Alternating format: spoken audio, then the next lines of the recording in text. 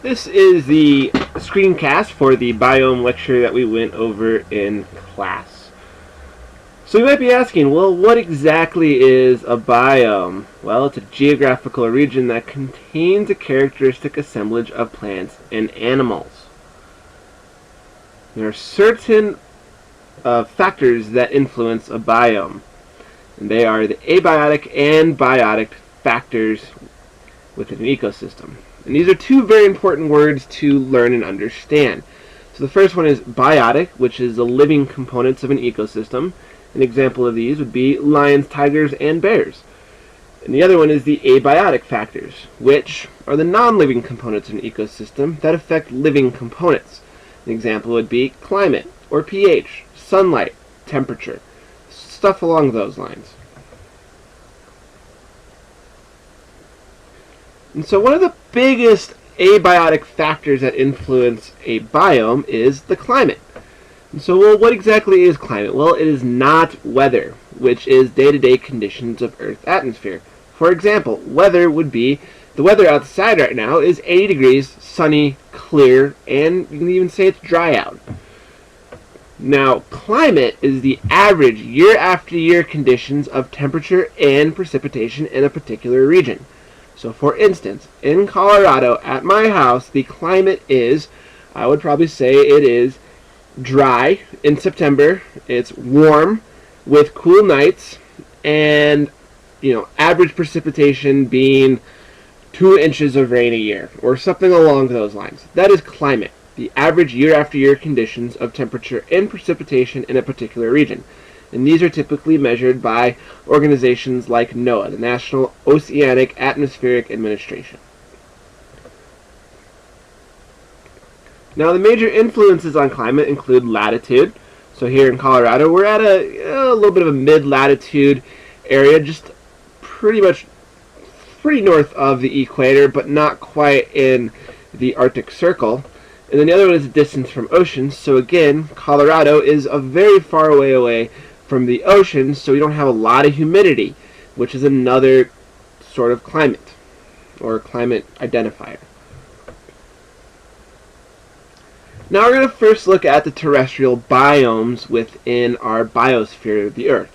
And these are tropical rainforest, tropical dry forest, tropical savanna, the desert, temperate forest, temperate grassland, the boreal forest, tundra, and the temperate woodland. So let's go ahead and start with the tropical rainforest. Now these are typically found a little bit south of the equator, near the equator, and the climate is hot and wet year-round. Dominant plants include broad-leaved evergreen trees, large woody vines, and climbing plants, orchids, and bromeliads. Dominant wildlife, it's very diverse, bright colors, sharp patterns, loud vocalizations, and lots of wildlife. And the geographic distribution, parts of South and Central America, Southeast Asia, West Africa, Southern India, and Northern Australia. So the next one is the tropical dry forest. Again, here's a map showing the regions that you would typically see a tropical dry forest. And the climate is warm year-round, alternating wet and dry years. Dominant plants, tall deciduous trees, drought-resistant orchids, and bromeliads. The dominant wildlife includes large herbivorous animals, carnivores, termites, insect eaters, nomadic animals that travel to wetter environments during the droughts, and the geographic distribution includes Africa, South and Central America, Mexico, India, Australia, and the tropical islands.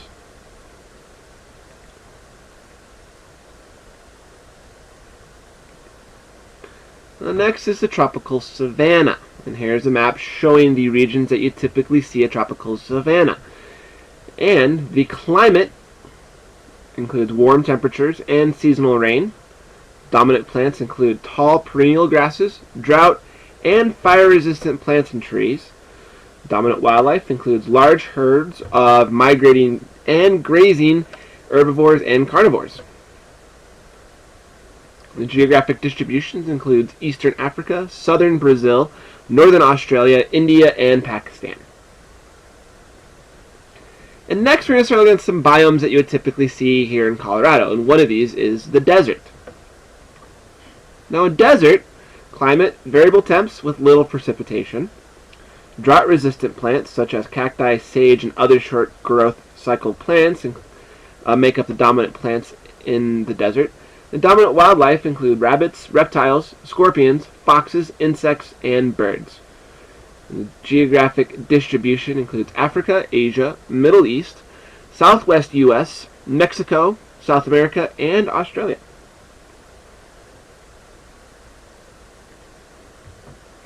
Next is the temperate forest. And this is typically what makes up the majority of the Colorado Rocky Mountains. So, the climate, as we all know, cold to moderate most winters, warm summers, and year-round precipitation from snow to rain to a mix of the two. And dominant plants include deciduous trees, flowering shrubs, herbs, lichens, mosses, and so forth. The dominant wildlife includes nut and acorn feeders, omnivores, and carnivores. And the geographic distribution, east and northwest U.S., South Canada, Europe, Japan, China, and Australia. The next one is a temperate grassland. Typically what you would think of when you think of Native Americans and teepees and buffalo. And you see these east of Denver a lot. So the climate is warm to hot summers, cold winters with moderate precipitation. Dominant plants include lush perennial grasses and herbs, plants and grasses resistant to drought, fire, and cold. And the dominant wildlife include large grazing mammals like buffalo, carnivores, prairie dogs, and rodents. And the geographic distribution includes Central Asia, North America, Australia, upland plateaus of South America.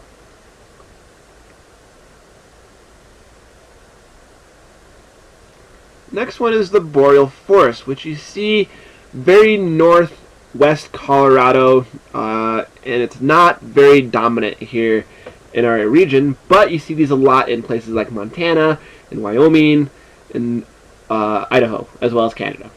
So the climate includes long cold winters, short mild summers, moderate precipitation with high humidity. Dominant plants include needle-leaf coniferous trees, broadleaf deciduous trees, and small berry-bearing shrubs. And the dominant wildlife include fur-bearing predators, small herbivores, large herbivores, beavers, songbirds, and migratory birds. The geographic distribution includes North America, Asia, and Northern Europe. Next is the temperate woodland and shrubland, so places like Canyon City and the Front Range of Denver. So, climate, hot dry summers and cool moist winters. Dominant plants include woody evergreen shrubs, fragrant oily herbs that grow during the winters. And dominant wildlife include coyotes, ground-dwelling herbivores, snakes, amphibians, and birds. The geographic distribution is west coast of North and South America, in areas around the Mediterranean Sea, South Africa, and Australia. And last but not least is the tundra. You might see these a little bit above tree line here in Colorado, especially in our places like 14ers, but it's not quite a large biome when you look at it in that sense. But if you look at places like Canada, as well as Alaska, you can think of a tundra. And these, strong winds, low precipitation, short soggy summers, long, cold, dark winters. Dominant plants include ground-hugging plants such as mosses, lichens, and short grasses. Dominant wildlife include few mammals and birds, migratory waterfowl, shorebirds and caribou, and small rodents. And the geographic distribution is northern North America, places like Canada and Alaska, and then Asia and Europe.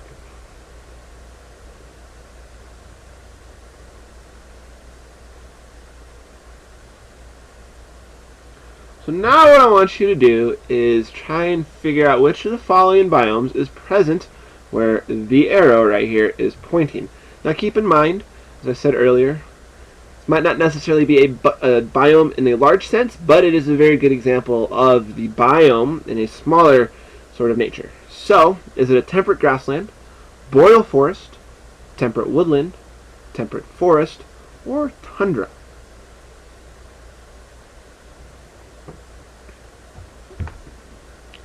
Now, if you said tundra, you are correct.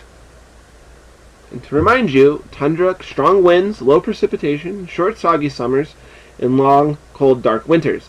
And that is where this example doesn't really fit. You don't have long, cold, dark winters in the 14ers. You get the same amount of sunlight as you do in, say, Denver or the western slope. However, you do have strong winds, low precipitation, short, soggy summers.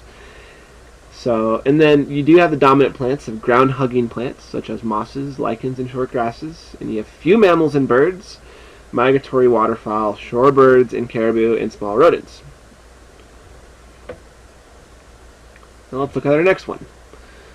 Is it a temperate grassland, boreal forest, temperate woodland, temperate forest, or tundra? And now we're looking right here at the front range of Denver. We're not quite in the Rocky Mountains yet. We're not quite in places like Idaho Springs. We're not quite up to the Eisenhower Tunnel yet. We're pretty much like an evergreen and really just east of that area. Or places like Canyon City. Maybe another big hint of what you're looking for here. So if you said temperate woodland, you are correct. So temperate woodland, hot, dry summers, cool, moist winters. So you think of a place like Canyon City, it's really, really, really hot, and it's very, very, very dry, and the winters aren't super wet. Same thing with places like Evergreen. They have hot, dry summers and cool, moist winters. Dominant plants include woody evergreen shrubs, fragrant, oily herbs that grow during the winters.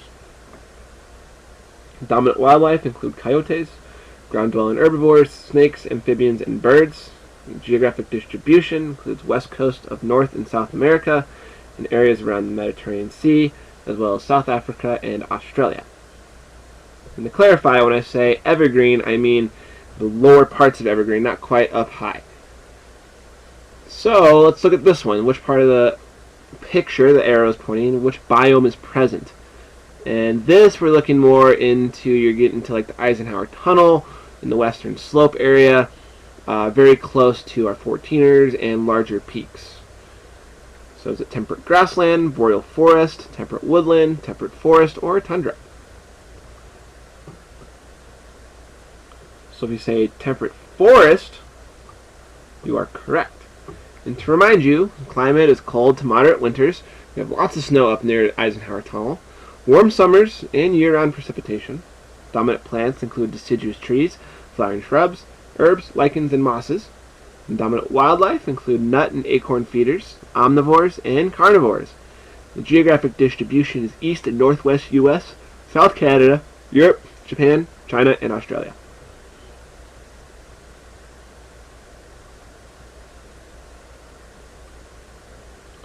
So now you might be asking, well, what about oceans and lakes? Are these biomes? They are. They're less defined by climate because they tend to be within certain biomes, like a temperate forest and all that stuff. And they're more defined by water temperature, light, and pH, salt, or is it salt water, fresh water, pressure, moving or standing water, and so on and so forth. So the first one is standing water. And this is your stereotypical pond or lake. Now these are broken up into different zones. You have a variety of them. You have 4 main zones within standing water biomes. You have the littoral zone, which is the topmost zone near the shore of a lake. It's typically the warmest of the zones, and the biotic community is the most diverse. It includes species of algae, rooted and floating aquatic plants, grazing snails, clams, insects, crustaceans, fishes, and amphibians. The vegetation and animals living in the littoral zone are food for other creatures such as turtles, snakes, and ducks that would typically live on the shore or in other zones. The next one is the limnetic zone, which is the near-surface open waters surrounded by the littoral zone. It's well lighted and dominated by plankton, phytoplankton, and zooplankton, and a variety of freshwater fish also occupy this zone. And then finally, or next, is the profundal zone, which is the deep water part of the lake or pond. It's much colder and denser than the other two. Little light penetrates all the way through the limnetic zone into the profundal zone, And the fauna are heterotrophs, which eat dead organisms and use oxygen for cellular respiration.